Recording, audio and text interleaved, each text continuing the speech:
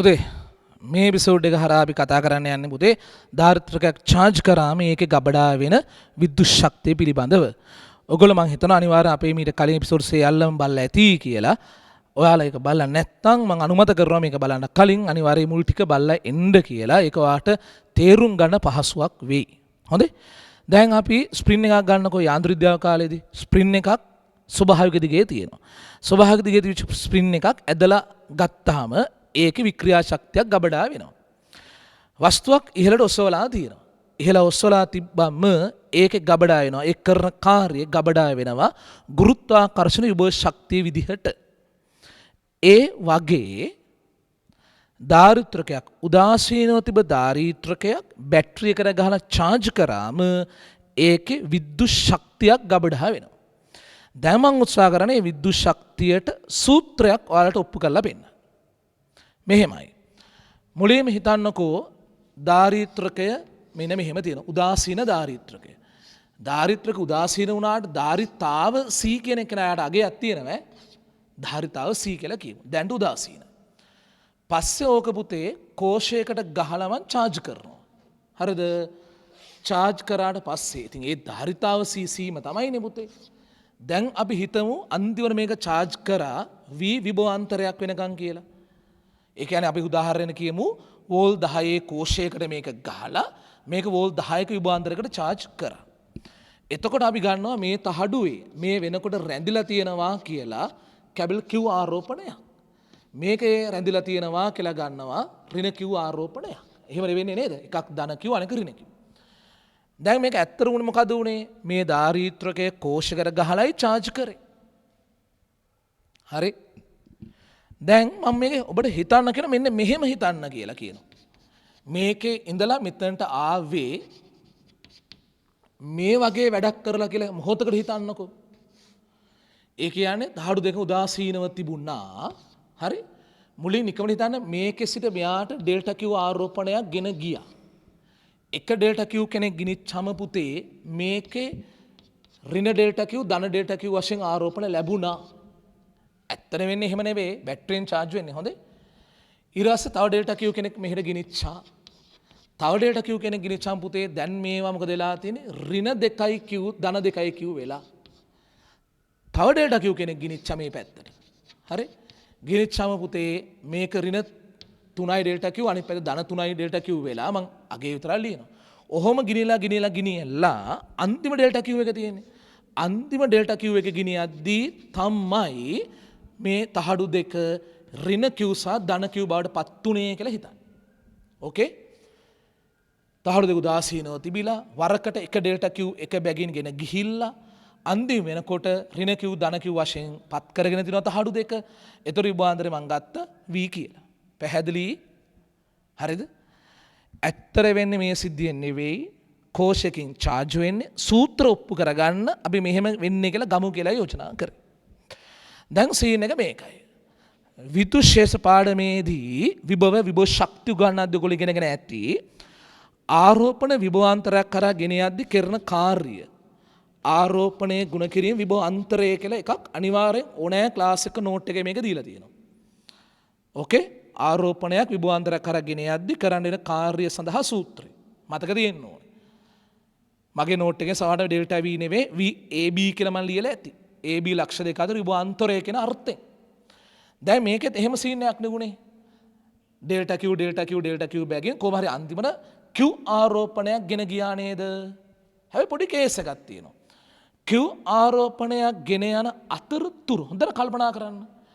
පළවෙනි delta Q එක ගෙනියන්න පටන් ගන්න මොහොතේ ආරම්භක මොහොතේ තහඩු අතර විභවාන්තරයේ බිඳුවේ තියෙන්නේ. එක ගිනියනකොට තමයි ටික විභවාන්තරය වැඩි වෙන්නේ. ටික මේ තහඩුව අතර විභවාන්තරය වැඩි වෙනවා. අන්තිම ඩෙල්ටා Q එක ගිනියනවත් එක තමයි විභවාන්තරය V දක්වා වැඩි වෙන්නේ. එහෙනම් මොකද පුතේ මම මේ කියන්න අරාදින්නේ ආරෝපණ ගිනියනකොට බලපෑ විභවාන්තරයේ නියතයක් නෙවෙයි. පැහැදිලි? පටන් ගන්නකොට තහඩුව අතර විභවාන්තරය 0යි. අන්තිම ඉවර වෙනකොට තහඩුව අතර විභවාන්තරය V. එහෙනම් ආරෝපණය ගෙන යනකොට බලපෑ සාමාන්‍ය විභවාන්තරය මට ගන්න වෙනවා. බිඳුව එකතු කිරීම V බෙදීම 2 කියලා. සමානයි මොකක්ද V බෙදීම 2. ඕකේ. එතකොට ආරෝපණ ගෙන යන්න කළ කාර්ය ප්‍රමාණය W කියලා ලියනවා පුතේ. Q වරක් ඩෙල්ටා V කොහොම හරි ගෙන ගිය මුළු ආරෝපණ ප්‍රමාණය Q ගුණ කරා ආරෝපණ ගෙන ගියා වූ විභව අන්තරය V බෙදීම දෙකෙන්. සාමාන්‍ය විභව අන්තරය V බෙදීම දෙකෙන්. එතකොට උත්තරයක් එනවා පුතේ භාගයයි QV කියලා උත්තරය. හරි මේ මොකද හෙව්වේ?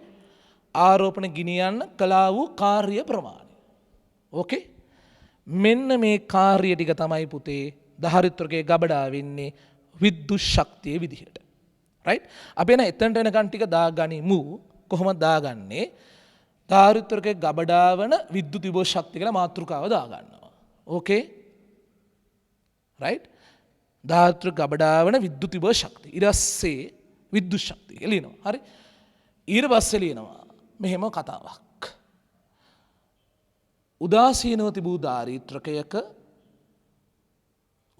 තිබූ ධාරිත්‍රකයක එක් තහඩුවක සිට අනෙක් තහඩුවට ඩෙල්ටා Q බැගින් ගෙන යාමින්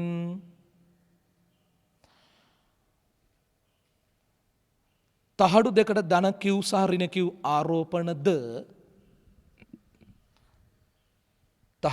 ධන Q සහ ඍණ Q ආරෝපණද තහඩු අතරට කැබිලි විභව අන්තරයක්ද ලබා දුන්නේ යයි සිතමු. රයිට්? ලබා දුන්නේ යයි සිතමු කියලා ඔයාලා මේ රූප තුන දාගන්න ඕනේ. හරි? උදාසීන තිබිච්ච අවස්ථාව ඇඳ ගන්න ඕනේ පුතේ. ඊළඟ ස්ටෙප් එක වශයෙන් ඩෙල්ටා Q ඒවා එක බැගින් ගිනිනවා අදින්න ඕනේ. ඔයගොල්ලෝ ඕන නම් මේක ඍණ ඩෙල්ටා Q ධන ඩෙල්ටා Q. ඍණ 2යි ඩෙල්ටා Q ධන 2යි ඩෙල්ටා Q. එහෙම ලියන්න. ඍණ 3යි ඩෙල්ටා Q ධන 3යි ඩෙල්ටා Q. අන්තිම ඩෙල්ටා Q එක ගෙනියද්දි ඍණ Q ධන Q වෙනවා. ඍණ Q ධන Q. ඒ වුණාන අවසාන ප්‍රතිඵලය මෙන්න මේක. මේ තහඩුවේ ධන Q මේ තහඩුවේ ඍණ Q තහඩුව අතර විභවාන්තරයේ V ධාරිතාව ඉතින් C කෙනෙක් වෙනස් වෙන්නේ නැහැනේ පුතේ. රයිට්? දැන් මම හිතුවා ඇඳලා ඉවර ඇති කියලා රූලක් ඇරලා ලියනවා මෙහෙම. ආරෝපණ ගෙන යාමේදී බලපෑ සාමාන්‍ය විභවාන්තරය. පුතේ පටන් ගදී බිඳුව ඉවර වෙද්දී v නේ පුතේ. බිඳුව ධන v බෙදනවා දෙකේ. බිඳුව ධන v එකතු කරලා දෙකෙන් බෙදුවා. v බෙදීම දෙකයි. ඊට මේ සූත්‍රයෙන් කරන්නේ ආරෝපණය ගෙන යාමට කළ කාර්යය. ඕකේ? W සමානයි Q වරක් ඩෙල්ටා V. හරි. සිම්බල් Q ට මොකක්ද දාන්නේ? කැපිටල් Q කියන එක. ඕකේ? සිම්බල් Q ට කැපිටල් Q කියලා දාන්න.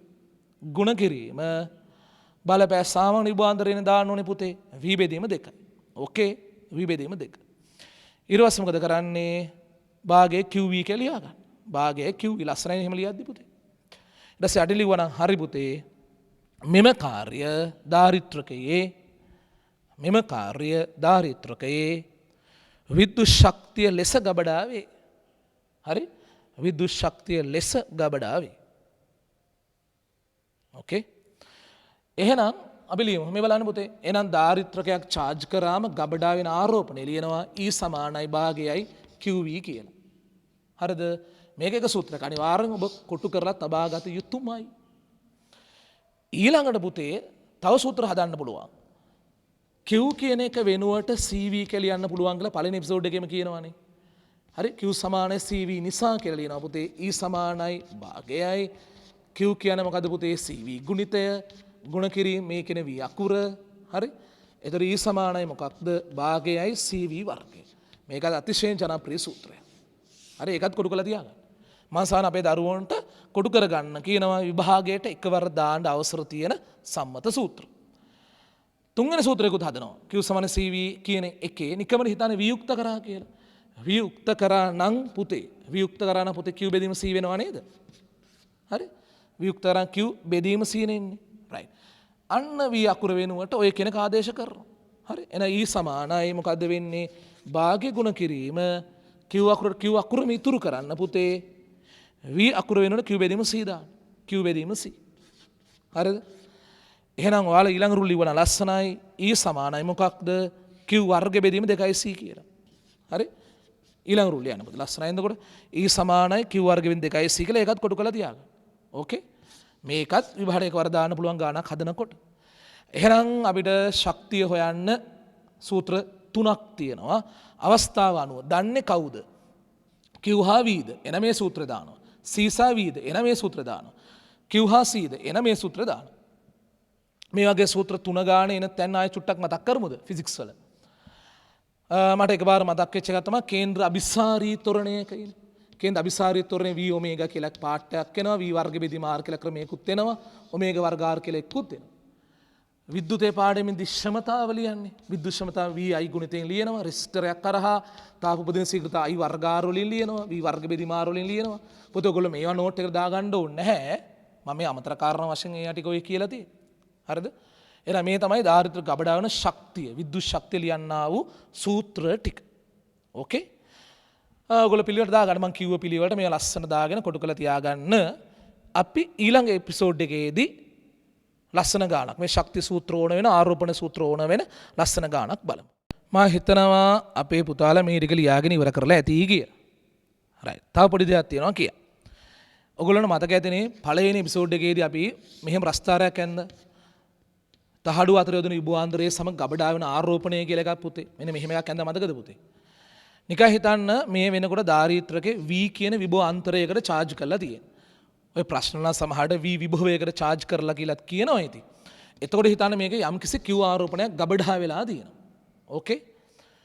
දැන් මම මෙන්න මේ ත්‍රිකෝණයේ වර්ගඵලය අරගෙන බලනවා. ත්‍රිකෝණයේ වර්ගඵලය. රයිට්. ත්‍රිකෝණයේ වර්ගඵලය ගත්තම පුතේ ත්‍රිකෝණයක වර්ගඵලය වෙන සූත්‍රය මොකද්ද? භාගයයි.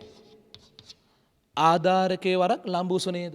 ආධාරකයේ වරක් ලම්බ උස. හරිද? භාගේ ආධාරක ලම්බ උස. මේ සූත්‍රයේ හුරු පුරුදු ගතියක් තියෙනවා නේද? මොකද මේ හුරු පුරුදු ගතිය? මේ බලන්න පුතේ ධාරිත්‍ර ගබඩා වන ශක්තියේ සූත්‍රය. එහෙනම් මොකද අපිට කියන්න පුළුවන්නේ QV ප්‍රස්ථාරයක ප්‍රස්ථාරයේ Q අක්ෂය සමග සාධන වර්ගඵලයෙන් ධාරිත්‍රකේ ගබඩා වන විද්‍යුත් ශක්තිය ලැබේ. හරි? ලිවන හරිය නේද? QV ප්‍රස්ථාරයක ප්‍රස්ථාරය Q අක්ෂය සමග සාධන වර්ගඵලයෙන් ගබඩා වන විද්‍යුත් ශක්තිය ලැබේ කියලා ඇඳලා මේකට අර මේ සූත්‍රය එනවා කියලා පෙන්වුවා නම් හරි. දැන් ඇත්තම කතාව මේ සූත්‍රය ඔප්පු කරන්න එහෙම ඕනේ අර මං කරපු ක්‍රමයේ නෙවෙයි මේ අනුකලනයෙන් කරන දේවල්. ලංකා ෆිසික්ස් පන්තියකේ අනුකලනයෙන් ඔප්පු කරන්න බෑනේ. අනුකලනයේ අර්ධයක්වීමත් එක්ක ගත්තොතින් වඩා ගැලපෙන්නේ හරියට ඒක මැච් වෙන්නේ මේ වර්ගඵල එක ගත්තම තමයි. නැත්තම් කාට හරි හිතෙන්න පුළුවන් ඇයි මේ ත්‍රිකෝණය ගත්තමත් හරි නේද කියලා. ඒකෙත් භාගයයි ආධාරකේ V ලම්බූස Q අරකම එනවනේ කියලා. නමුත් අර අනුකලනයේ එක එච්චර දුරම විස්තර කරන්න යන්නේ නැහැ. ඒකේ නියම ස්වරූපෙත් එක්කලා මැච් වෙන්නේ. හරි? ඒකත් එක්ක හරියටම ගැලපෙන්නේ Q අක්ෂෙත් එක්ක ගන්නවා කිව්වොත් තමයි. හරිද? දැන් හිතන්නකෝ ඔය ධාරිත්‍රකය හරි V සමග Q ප්‍රස්ථාරයේ කොහොමත් පුතේ මූල අක්ෂාරයන සරේඛාවක් හිතන්න මුලින් V එක විභවාන්තරයක් දක්වා charge කරලා තිබුණේ. එතකොට ඒකේ Q1 ආරෝපණයක් තිබුණා. ඊළඟට ඒකේ විභවාන්තරයේ වැඩි කරා V2 වෙනකන්. එතකොට ආරෝපණය වැඩි වුණා Q2 වෙනකන්. හරි? එතකොට මේ බලන්න හොඳට කියන දේ මුලින් ගබඩා වෙලා තිබ්බ විද්‍යුත් ශක්තිය මෙන්න මේ ත්‍රිකෝණයේ වර්ගඵලයෙන් එන්න එපා. දැන් ගබඩා වෙලා තියෙන විද්‍යුත් ශක්තිය මේ ත්‍රිකෝණයේ වර්ගඵලයෙන් එන්න එපා. ඕකේ? වැඩි වුණු විද්‍යුත් ශක්තිය එන්න ඕනේ මේ කෑල්ලේ වර්ගඵලයෙන් එන්න. ඇයි? පෙර විභව ශක්තිය පෙර විද්‍යුත් ශක්තිය මේක නම් පසු විද්‍යුත් ශක්තිය මේක නම් ඕකේ? වැඩි වුණේ මේ තීරුවනේ. වැඩි වූ විද්‍යුත් ශක්තිය කියන්නේ මේකයි. හරිද? පොඩක් අපි බලමු දෙකේ ත්‍රිපීසියමක් නේ පුතේ. ත්‍රිපීසියමක කොහොමද ගන්නේ? සමාන්තර පාද දෙකේ දිගේ එකතුව දෙකෙන් බෙදලා පරතරයෙන් ගුණ කරනවා. සමාන්තර පාද දෙක මේක V1 මේක V2. හරි? V1 ධන V2 බෙදනවා දෙකේ. හරි? ගුණ කරනවා පරතරය මොකද මේ පරතරයේ පුතේ Q2 ඍණ Q1. right. ඔය තමයි වැඩි වූ විද්‍යුත් ශක්තිය. හොඳට බලන්න ඇවිල්ලා තියෙන්නේ මොකද්ද කියලා. Q2 ඍණ Q1 කියන්නේ මොකද්ද පුතේ? අලුතෙන් ගෙන ගිය අලුත් ආරෝපණ ප්‍රමාණය, අමතර ආරෝපණ ප්‍රමාණය. මේ මොකක්ද තියෙන්නේ? බලපෑ සාමාන්‍ය විභවාන්තරය. ඇයි පුතේ? දැන් Q1 තිබිච්ච Q2කට වැඩි කරන්න අලුතෙන් මෙච්චර ආරෝපණයක් ගෙන ගියා. ඒ ගෙන යන ක්‍රියාවලිය අතරතුර බලපෑ සාමාන්‍ය විභවාන්තරය නෙමෙයි තියෙන්නේ. පටන් අද V1ක් තිබුණා, ඉවරයේදී V2ක් තිබුණා. එකතු කළා දෙකෙන් බෙදලා තිනවා. ගැලපෙනවනේ නේද? ආරෝපණය ගුණ කිරීම බලපෑ සාමාන්‍ය විභවාන්තරය. හරි? ඉතින් ඒක ගිනියන්න කරන කාර්ය ප්‍රමාණයනේ අලුතින් විද්‍යුත් ශක්තිය ලෙස ගබඩා වෙන්නේ. රයිට්? පැහැදිලිනේ? තහවුරු කරන්නේ මොකද්ද? ප්‍රස්ථාර Q අක්ෂ එක්ක සාධන වර්ගඵලයෙන් විද්‍යුත් ශක්තිය ලැබේ. මේකෙදි වෙලා තියෙන පුතේ වැඩි වූ විද්‍යුත් ශක්තිය ලැබේ. ඕන එකට වාක්‍යයක් ඇඩ් කරගමු මෙහෙම. ධාරිත්‍රකය V1 විභවාන්තරයකට ආරෝපණය කර තිබියදී ආරෝපණය Q1ද එය V2 දක්වා වැඩි කළ විට ආරෝපණය Q2ද යයි ගනිමු. ඕකේ? එහෙම කියලා රූපේ ඇඳලා පුතේ මේක ලියලා මේකට ඊතලයක් ගහලා අඳුරු කරලා ඊතලයක් ගහලා මේක ලියලා ඒක සමානයි කියලා ලියන මොකද්ද? වැඩි වූ විද්‍යුත් ශක්තිය කියලා. right? හොඳයි, මේ එපිසෝඩ් එකේදී අපි කතා කරේ ධාරිත්‍රාව charge කරාම ගබඩා වෙන විද්‍යුත් ශක්තිය ගැන. ඊළඟ එපිසෝඩ් එකේදී පුතේ ලස්සන ගානක් දෙකක් අපි මේ ශක්තිය ආශ්‍රිතව බලමු.